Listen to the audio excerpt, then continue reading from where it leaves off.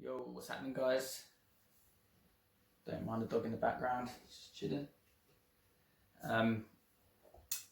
So yeah, the other day I posted on my Instagram.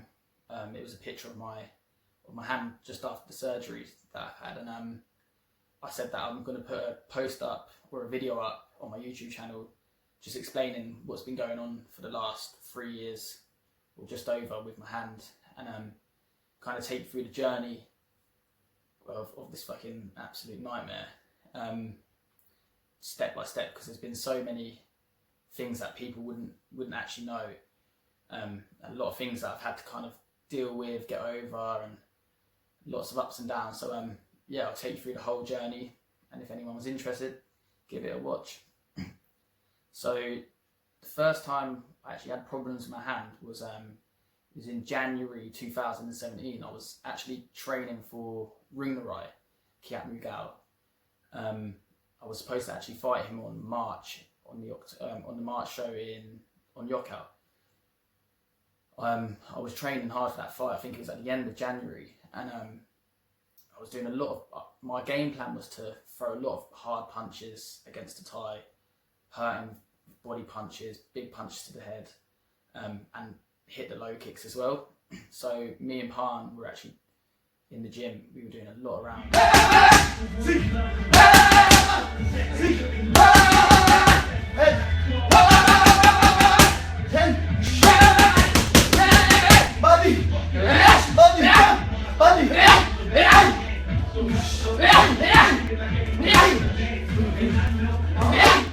That specific day, I think we'd done 10 rounds on the pads, but a lot of it was, like I said, big punches and low kick rounds. So it got to the 10th round. It was the final round, and I felt really good on pads. I was really sharp, hitting. Felt like I was hitting hard, and literally the last 10 seconds, the clicker on the timer went for the last 10 seconds, and I went a bit crazy throwing a punch and low kick. So I went to throw the right punch, then the right low kick, but I was kind of looking at the low kick rather than focusing on where I was hitting with the punch, and I've kind of hit the side of the pad with my punch, reckless really. It was my own fault, and my hands bent in, and yeah, my hand just swelled up massive.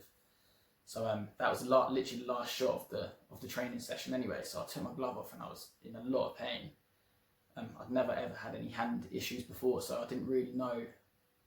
I just didn't know whether I'd kind of hit it funny. I didn't know if I broke it. I didn't really know what I'd done. So took my glove off. I went straight to the hospital, got X-rays, and they said no, it's fine. So just ice it, keep it raised, let the swelling go down, and it should be okay. If you got any problems, come back in a couple of weeks. If it's still causing you issues. So I'd done what they said. I didn't do any training. I didn't punch or anything like that.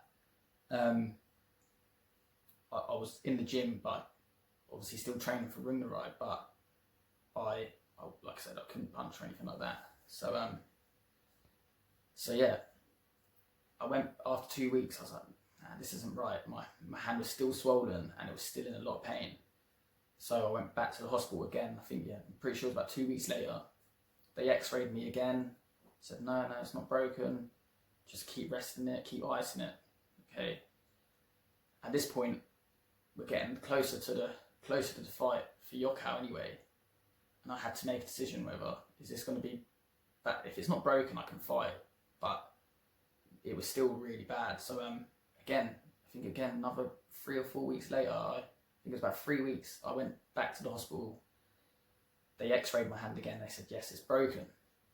So that was the first kind of step. That was annoying, because obviously went probably about 6 weeks before that, and they told me it wasn't broken. So I said, okay, what can I do? What do I have to do to kind of get it recovered, kind of thing?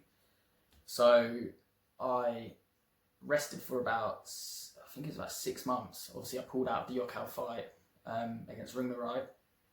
Rested for about 6 months, and my comeback fight was against Ryan Sheehan for the ICO world title, and that was in August in 2017.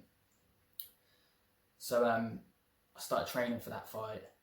I kind of built it up slowly but surely. I was hitting a little bit softer right, and then I was building the power as the weeks went on. To be honest, it felt all right. Didn't feel 100% ever, but it didn't feel like it was causing me any issue. So I had the Ryan Sheehan fight. I won that fight. Then the fight after that, again, I was fighting Rungnarai in October, so it got moved to the October show on Yokkao. Went to Thailand for that. I trained for that. Again, hand weren't 100%, but it was okay. I didn't think it was too bad, so carried on. I fought Rungnarai, won that fight, and then I started training for. Originally, I was supposed to fight Wan Chalong PK Senchai Muay Thai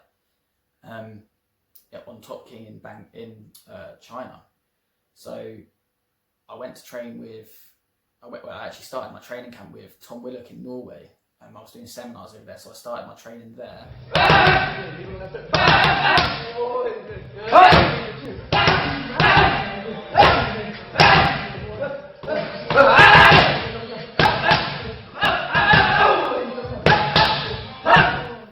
Boxing because I thought I'm going to have to punch Wan Chalong again. These Thais, you have to punch them to kind of like win the fights really, because they're too experienced otherwise. So my game plan was to hit him hard, like put it on him, a lot of boxing, a lot of low kicks to the body, elbows, like my style really. But I trained for that. Again, my hand was feeling okay, and then Still, I'd say like 70% when I was in the gym, I didn't feel like I could fully put the power into the punches. I ended up, Wan Chalong, the fight didn't actually happen because the event cancelled, so I ended up fighting Thanadet because I flew to Thailand to train for Wan Chalong. So I was in Thailand and I spent a lot of money to go there. So in the end, I actually ended up fighting a former, or he was actually Guyang Adao tournament champion, Thanadet Torpran Sisagao. So real strong clinch fight. I fought for years at the highest level in the stadiums against like Satam Lek, Wan Chai, Sandy, Chanai. Like he fought so many top names. So I had to cut a lot of weight to fight him because he was a bit smaller. So I cut down a little bit lighter. In that fight, like I said, he's a strong clinch fighter, just pressure. So again, I wanted to punch him hard and make him stop him in his tracks a bit. And in round 2, I punched him hard, and I felt my hand go a bit, and I was like, "Ooh." But the adrenaline's kind of kicked in at this point. So I carried on in the fight. I was boxing a lot, probably one of the most I've ever boxed in the fight. And then as soon as the round 5 went, the pain, I was like, "Oh." Like I knew my hand was like in a bad way. So I took my glove off, and again my hand was swollen badly, and when I took my hand wraps off and stuff, I then come back home, went through the same process, hospital, x-rays, no it's fine, no it's fine, come back, I think I went back again 2 or 3 times. The 3rd time they said oh yeah, it's broken. So I'm like, okay, this keeps happening. So what are they going to do about this? Because if it keeps happening and I'm having a couple of fights and then it keeps swelling up, that can't be right. But I kept raising these issues with the doctors and the surgeons or whoever it was I was seeing, and they were like, no, you're gonna have to rest and come back, and it should be fine after a bit of rest. So again, took their advice, done that. Done some rehab and stuff for my hand. Again, I think I had 7 months out, and my plan was then to move to Thailand to just put everything into kind of becoming a stadium Muay Thai fighter and a stadium champion. That was what my goal was. And I had one fight in Rajadamnern. I won by knockout with the elbow. นี่คือภูมิปัญญา นี่คือศาสตราครับ ถ้าไม่ส่งเสริมจะเป็นอย่างนี้นะครับ โดนฟันหล่นแล้วครับ นี่ครับกรรมการเขาอยู่ในดุลพินิจอยู่แล้วครับ ไม่มีปัญหาครับ ยุติแพทย์สนามก็ขึ้นมาดู I think about 5 or 6 weeks later, I had another fight on True For You on TV. Again, I won that fight. I knocked my opponent down, but again, in round 2 in the fight, punched again and my hand swelled up again. And this time I knew that there's something real wrong with my hand, because the same thing keeps happening, and that can't be right. ทีมเหมือนกันโอ้โหอ้าวตอนนี้แม่นัวเนียโอ้มวยวันศุกร์ทูปยูช่อง24แม่เจียนอยู่เจียนไปด้วยกันทั้งคู่ครับโอ้รัตนพลไม่สนเอาคุณออสโอ้เปิดหน้าแรกอย่าหยุดนะรัตนพลอย่าหยุดมาสวนโอ้ยศอกโอ้โหคู่นี้เกินความเดือดไปแล้วครับอ้าวแดเนียลต่อยโอ้ศอก So yeah, there was a lot of tears after that fight, because like I said, I moved to Thailand. I put everything into my dream. I'd left home, I'd left my friends, I'd left my family. I'd sacrificed everything really for this one dream, for very little money as well. If I'll add that in, for very little money. So I remember my dad actually rang me after the fight. Oh, well done, son! I did really well, and I just couldn't stop crying on the phone. But not really because of the pain. It was because, like I said, this is my dream, and I keep getting stopped in my tracks. I'm getting to the elite level, or I've beaten these elite level fighters, and I'm on my way to becoming one of the best, and I'm getting stopped in my tracks for no fault of my own, really. It's just a shit injury.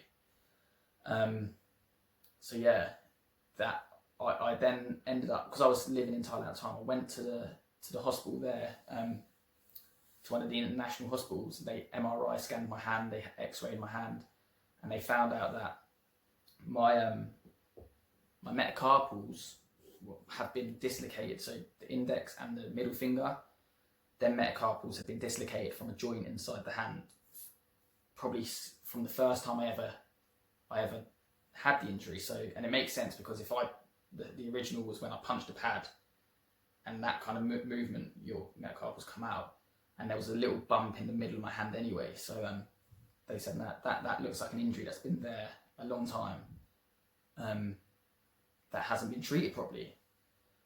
So they said I needed surgery to join the joints back together. So I got K-wires put into my hand. It's like a surgery that they put wires into my hand to wire up these two metacarpals so they fuse back together. So it's called a joint fusion. And then the K-wires have to get taken out after 2 or 3 months. So I got the surgery done in Bangkok in the international hospital, which probably regret doing now, but it's one of them things that, like, in hindsight, like, I should have waited and got it seen to by someone quite good here, but it is what it is now. I kind of made that, I was rushy, I was just focused on getting back to my career, and that's what I wanted to do. I got the surgery done, come back to England straight after, and then was supposed to get them taken out by the NHS. For some reason, they waited. They knew the circumstances, but they didn't take my K-wires out for, I think it was 5 months, and that means they were in way too long. And this is where the problem started. I would start, like, with the mentally, this is where it was getting really mentally draining for me, because this injury was really, like, eating away at me anyway, but then not really knowing and having people that they didn't really seem that they knew what they were doing either. So I was getting really worked up, and I didn't know whether or when I was going to fight again. And the big problem when the wires got taken out was my fist. I wasn't making a full fist. My finger was actually stuck out like this, and I couldn't get it into the fist. So yeah, it was, I mean, just for everyday life, not just for Thai boxing, it was for everyday life. It was really like hard for me. I went through, I'd say, I was doing a lot of rehab with Sonny. Shout out Sonny. And he was just doing what the surgeons, he was getting the information from the surgeons, and then trying to work with it, but the surgeons weren't giving the right information. So they were telling me that, yeah, just keep doing the rehab, but what they failed to tell me, which I found out probably nine months or even longer, 10 months after the original surgery, is that my scar tissue in my knuckle stuck to my tendon, which was stopping me making a fist. And the pain was horrendous. When I'm doing this rehab with Sonny trying to make a fist, we're literally fighting an impossible task. Like, we're trying to push into a fist when my body wasn't allowed. So you're doing 10 repetitions, 3 sets, and you hold them for 3 seconds. So you're doing 8 repetitions, 3 sets.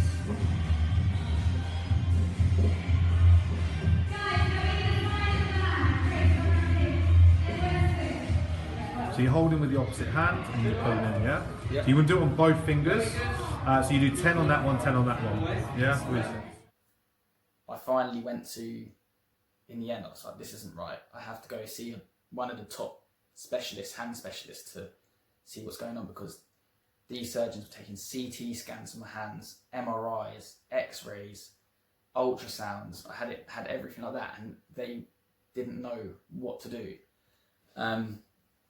So it was obvious, when you're talking to someone, I don't know if they didn't know what they were doing or if they just didn't care, but it was obvious that it wasn't going to get sorted by the original surgeons. So I went to Mr. Horwitz, who's one of the top hand doctors or hand surgeons in the UK, and to be honest, it's the best thing I've ever done, because he looked at it straight away and was like, I know what's going on, but I need to look at the scans, but I'm pretty sure I know what to do.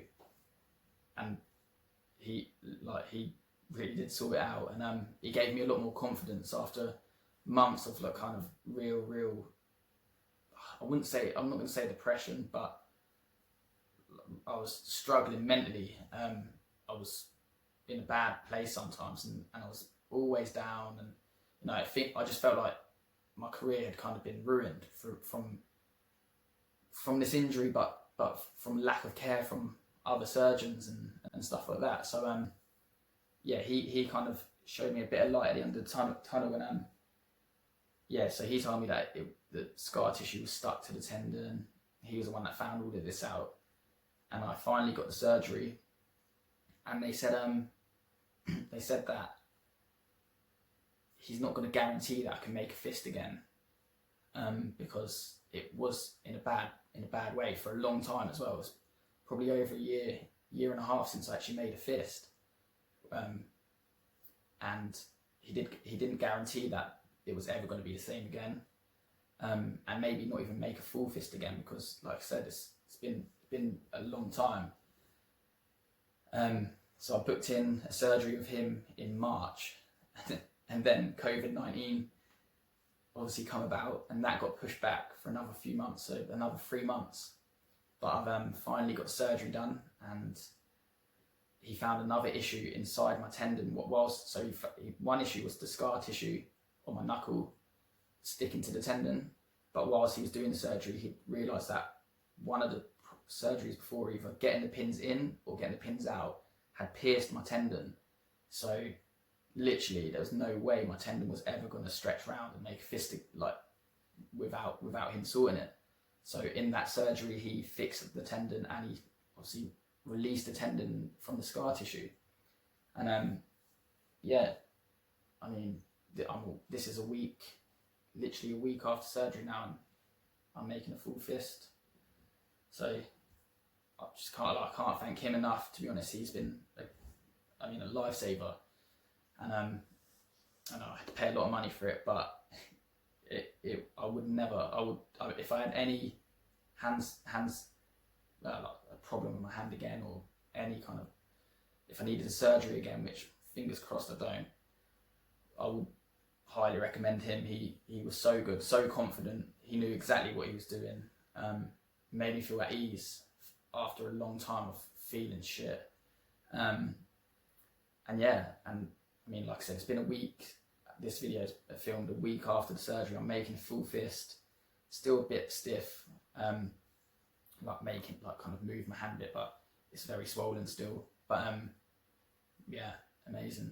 He's been amazing, and I'm now doing rehab and therapy with his hand therapist, and it's going really well. And that'll be another video I'll probably upload soon, as my kind of journey through the rehab process, and hopefully in 3 months, 2-3 months, I think I can start trying to punch again, put some impact on the hand. It's been a long time, so and we're going to just build it, and I'm 100% confident that we'll be back to normal when I'm back to doing what I do best, and hopefully put all of this behind me and move forward.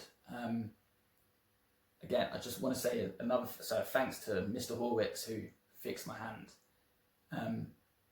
But there's a lot of people, the messages I got hundreds, and I try to reply to all of them, but there might be some that I even haven't. Literally after surgery I got hundreds of messages on my Instagram, my Facebook, on Twitter, and I just want to thank everyone for their messages of support. To be honest, it spurs me on, and knowing that so many people are kind of awaiting me to return to the ring really does motivate me. And yeah, I can't wait to kind of get back in there and entertain you lot, and put on some more shows. And another thank you is to my family and friends who have really supported me through some really hard times. Kind of stayed there with me and been a shoulder to cry on. And yeah, and there's a few people. There's probably three people. I don't want to mention names because they don't probably want me to, but financially they really helped me out. I mean, I've paid for the surgery alone, but they gave me, they kind of backed me to kind of get the surgery done. And if it wasn't for them, I wouldn't have been able to go with this top surgeon and get it sorted. So yeah, massive thank you to them people as well. So yeah, thank you guys, and stay tuned for the rehab process, and stay tuned for the takeover. Thank you. Open your hand. Okay, open your hands. Open fingers. Open your fingers. Daniel. Yeah. Open. I'm open it.